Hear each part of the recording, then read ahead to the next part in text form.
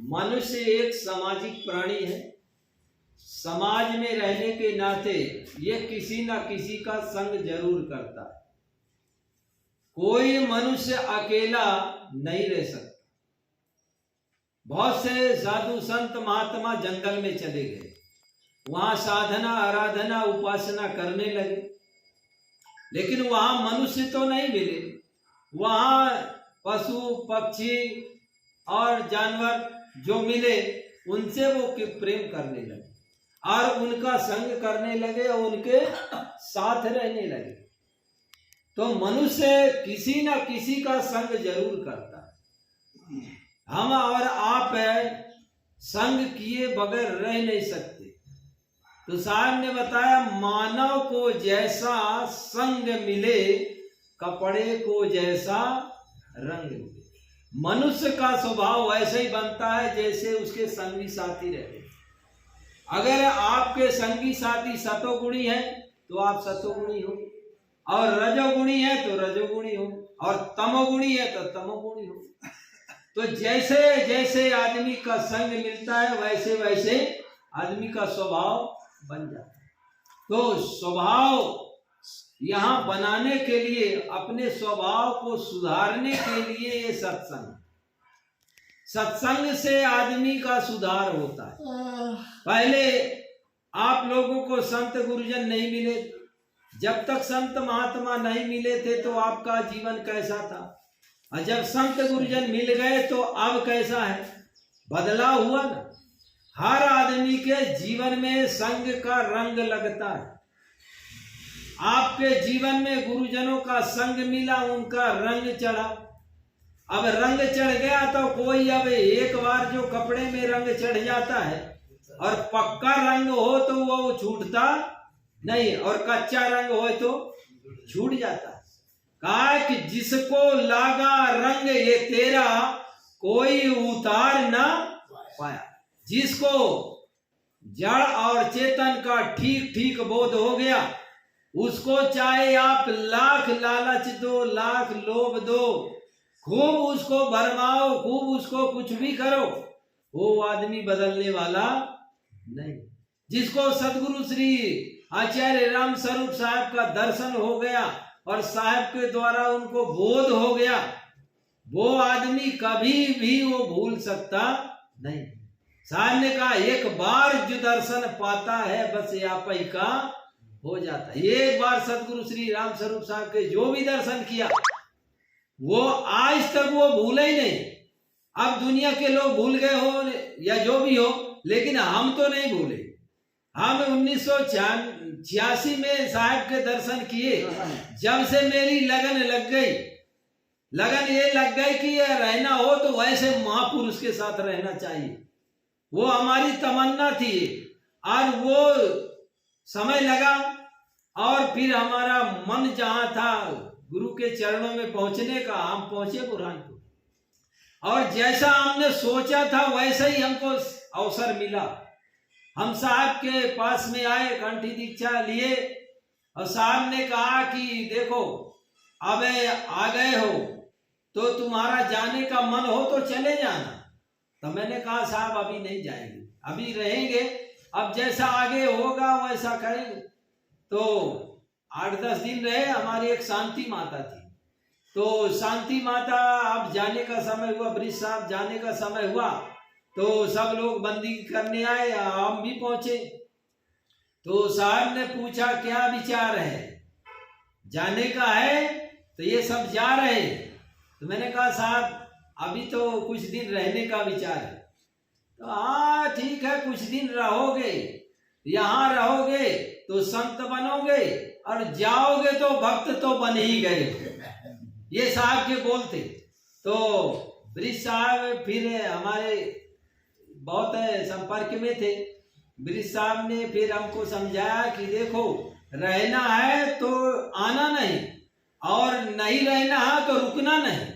उन्होंने भी साफ बता दिया, रहना है तो रुक जाओ और चलना है तो निकल चलो, अब यहाँ रुकना नहीं। अब हम तो चक्कर में पड़ गए, अब क्या करूं, रहूं कि जाऊं।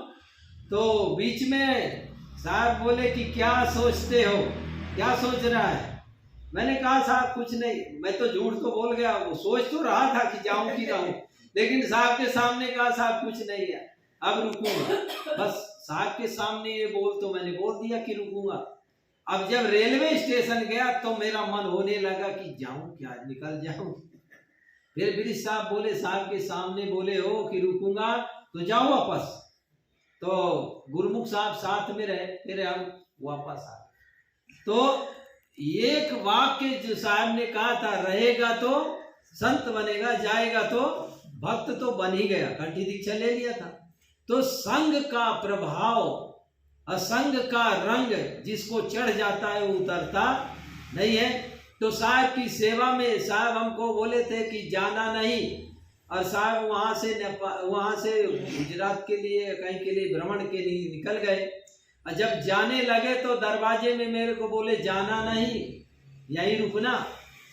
तो फिर हम वहीं रुके रहे। फिर साहब ये घूमते फिरते यहाँ नेपाल से जब गए तो नेपाल से ही साहब ने खबर किया कि वो लड़का है कि नहीं है। तो मित्र साहब ने कहा है, तो बोले उसको तैयार रखना, यहाँ जितने लोग हैं हमारे सेवा में सब बीमार है और सबकी तबीयत बराबर नहीं है, उसको वहाँ रेडी रखना। अब मित्र साहब, हम सिंदखेड़ा थे, मित्र साहब बोले कि तुम जल्दी आओ, साहब आने वाले हैं। साहब ने कहा कि तुम तैयार रहना, तो तुमको तैयार रहने का, साहब की सेवा में लगने का। मैं तो तैयार था, मैंने कहा ठीक है। तो जैसे ही साहब यहाँ से पहुंचे बुरहानपुर तिथि के समय, हम वहाँ पहुंचे तो साहब के सामने दरवाजे में गाड़ी से आए थे, वो गाड़ी में साहब आए, 2-4 महात्मा, वो भी सब गाड़ी में सामान भी था। साहब ने कहा कि सब पहले सब महात्मा पहुंच गए। साहब बोले सब पहले सामान उतारो और वो महात्माओं को उतारो, वो सब बीमार है। तो मैं खड़ा था वहीं, तो साहब बोले सामान उतारो, मैं सामान उतारा। साहब गाड़ी से उतरे नहीं जब तक सामान रखा रहा। फिर बाद में साहब बोले, साहब का एक थैला था, छोटा सा थैला रखते थे, तो साहब बोले उठाओ ये थैला। फिर वो थैला मैं लो, बोला मेरे पीछे पीछे आना। तो मैं साहब के पीछे पीछे फिर साहब के अंदर तक गया। तो साहब हमको उसी समय बोल दिए कि तुमको मेरी सेवा में रहने का है और काम सीख लेना, ये जो महात्मा पुराने हैं इनसे जानकारी ले लेना क्या करना है। तो एक राम साहब थे, राम साहब, तो उन्होंने साहब हमको एक दिन में सब कुछ विद्या बता दिया। और वो बीमार थे तो बोले मैं अब दोबारा नहीं आऊँगा, हम इतना बता दिए, अब साहब खुद ही बताएंगे जो जरूरत होगी। मैंने कहा कोई बात नहीं। अब उन्हें तो जो बताया उतना हमने कर दिया, और उन्हें कुछ बातें नहीं बताया तो हम मामला अटक गया। अब बड़े साहब बोले क्या सीखा? मैंने कहा साहब जितना उन्होंने बताया उतना तो हम सीख गया, बाकी तो मुझे पता नहीं है। फिर बोले खेमदास को बुला, तो खेम साहब को हमने बुलाया। खेम साहब आए, फिर उन्होंने विधिवत समझा दिया और बोल दिया ऐसे साहब का समय रहता है, ऐसे करना, ऐसे ऐसे सेवा करना। तो वैसे हमने फिर वो सेवा में लग गए। और जब से साहब की सेवा में हम लगे तब से मैं ना तो एक दिन बीमार हुआ, न सर्दी न जुकाम, कुछ भी नहीं हुआ। आखिरी में जब यहाँ साहब आए 1996 में, तब साहब की तबीयत ज्यादा गड़बड़ हो गई। तब फिर उस समय में कई महात्मा थे, अब रात में भी जागना दिन में भी जागना, तो जागते थे रात में भी दिन में भी। और उस समय में अमोही साहब हम ही थे, और महात्मा इधर उधर चले गए, खेम साहब भी चले गए। तो अमोही साहब भी बीमार पड़ गए और हम भी बीमार पड़ गए, दोनों बीमार। वो अकल साहब थे ठीक, तो खेम साहब घूमते फिरते आए तो अकल साहब को भी समझा दिए मरने दो इनको दोनों को। उनने ऐसे ही कहा मरने दो। अमोही साहब से अनबन हो गई, अमोही साहब को दिखता नहीं था। तो अमोही साहब सेवा में तो रात दिन लगे रहते थे। एक दिन उनको इतना बुखार आया अमोही साहब को, हमको बोले भाई हमको तबीयत ठीक नहीं है, हमको ओढ़ा दो। हमने 3-4 रजाई ओढ़ा दिया उनको, ओढ़ के सो गए नीचे में। अब हम अपने काम में लगे रहे। फिर अमोही साहब को बड़े साहब बोले उनकी तबीयत ठीक नहीं है, आज भोजन तुम जैसे बनता वैसे बना देना। मैंने कहा ठीक है साहब। तो अब साहब स्नान कर लिए, फिर हम भोजन बनाने आए। तब तक में अमोई साहब के बुखार कुछ उतर गया। अमोई साहब बोले भाई रजाई हटाओ, साहब के भोजन का समय हुआ। अरे मैं कहा आपकी तबीयत ठीक नहीं, आप लेटे रहिए, हम आज बना देंगे जैसे। बोले नहीं नहीं तुमको नहीं आएगा, तुम कभी बनाए नहीं। अमोई साहब वो 4 रजाई को फेंके और पहुंच गए भंडार में। तो हम सब्जी अमनिया किए थे, तो बोले नहीं हटो मैं छौंकूंगा। फिर अमोई साहब वो बीमारी हालत में छौंकते छौंकते छौंक दिए और चावल भी रख दिए, अब दाल भी रख दिए। अब उनको फिर बुखार आ गया। तो बोले कि भाई ऐसा करना, ये चावल पक जाए तो उतार लेना, अब मेरी हिम्मत नहीं। फिर हम उतारे और फिर साहब का समय होगा भोजन का, तो लेके गए थाली। तो साहब कुछ बोले नहीं, साहब को पता था कि वो बीमार है। तो बनाए तो वैसा ही था जैसा रोज बनता था। तो साहब ने कहा तुमको भी अच्छा बनाने आता है। अब साहब को क्या पता कि हम ऐसा बने। तो मैंने कहा साहब मैंने नहीं बनाया है, अमोई साहब ने बनाया। बोले हैं अमोई साहब, वो तो बीमार है। तो मैंने कहा वो साहब उठ गए, उनकी बुखार उतर गए, तो उनने बनाया, मैं खाली पारुस करके लाया। अच्छा तुमने नहीं बनाया है? फिर कुछ बोले नहीं, पा लिए। तो ऐसे सेवा में सामने लिखा दिन रैन सेवा में लगे, अशुद्धता का होए ध्यान। तो अमोई साहब ने जो सेवा किया आखिरी में, दिन में भी किया, उन्हें रात में भी किया। उनकी सेवा देख करके मैं बीमार रहता था तो भी मेरे मन में होता था नहीं, जब इतने उम्र वाले महात्मा ये 70-75 साल की उम्र है तो ये रात और दिन में करते हैं, तो हम तो अभी जवान आदमी, उस समय में जवान, तो हम बीमारी हालत में भी हम कहे चलने दो, जब तक हमारी शक्ति है तब तक हम ये भक्ति करते छोड़ेंगे नहीं। तो साहब की सेवा में हम आखिरी समय तक, लास्ट समय तक रहे, तो हमें गुरु की सेवा मिली। तो एक एक बात को साहब समझाते, और साहब कोई बात हो जाए तो तुरंत डांटते भी थे। ऐसा नहीं है कि साहब मुलायजा करते थे। कानी कवरी राग जरा सा भी साहब नहीं बोल, तुरंत बोल देते थे। हाँ बाद में जरूर फिर मरहम पट्टी करते थे। डायरेक्ट ऐसा लगे कि साहब के पास अब काहे को रहना, जाओ यहाँ से, रोज डांटते, ऐसे भी मन में होता था। लेकिन बाद में जब साहब समझा देते थे प्रेम से प्यार से, तो वो दवा का काम कर जाता, तो वो दवा और दुआ दोनों देते साहब।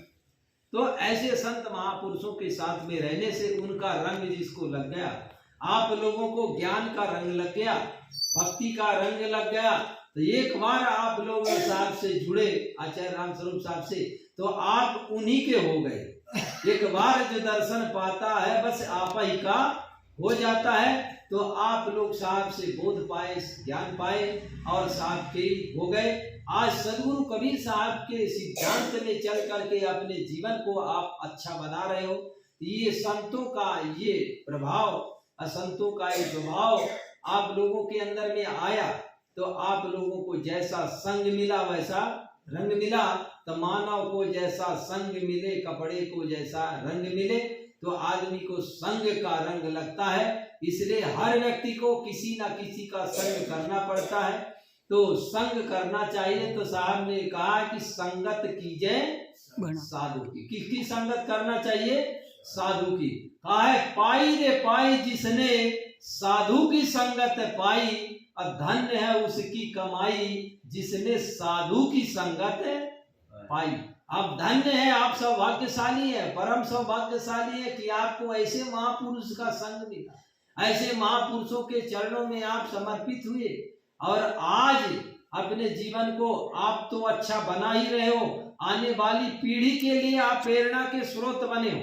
आपके बच्चे, आपके नाती पोते, हमने आपके घर में जाके देखा है, इतने अच्छे बच्चे और संस्कारी बच्चे। जो भी संत हो, ऐसा नहीं है कि संत की बंदगी करे, जो भी संत मिलता है उनको साहेब बन देंगे।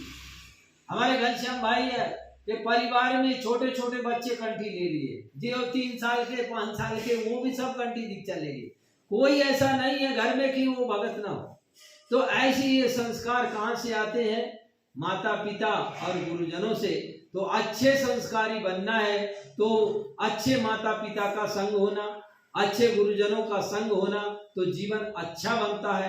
अच्छा जीवन बनाने के लिए हम अच्छे लोगों की संगत करें। इसलिए साहब ने कहा है कि संगत कीजिए साधु की हरे और की व्याध। संत गुरुजन अपनी व्याधि तो हर लेते हैं, अपना तो मिटा लेते हैं, लेकिन समाज को जगाने के लिए, समाज को चेताने के लिए संत गुरुजन समाज में जाते हैं, भ्रमण करते हैं और जगह जगह जाकर के अपने संदेश को बताते हैं। सदगुरु कबीर साहब का जो संदेश है वो संदेश बताते हैं, तो नए नए जिज्ञासु लोगों को मौका मिलता है, अवसर मिलता है, वो भी इस रास्ते में चल करके वो भी अपने जीवन को अच्छा बनाएंगे। इसलिए अच्छा जीवन बनाने के लिए अच्छे लोगों का संग जरूरी है।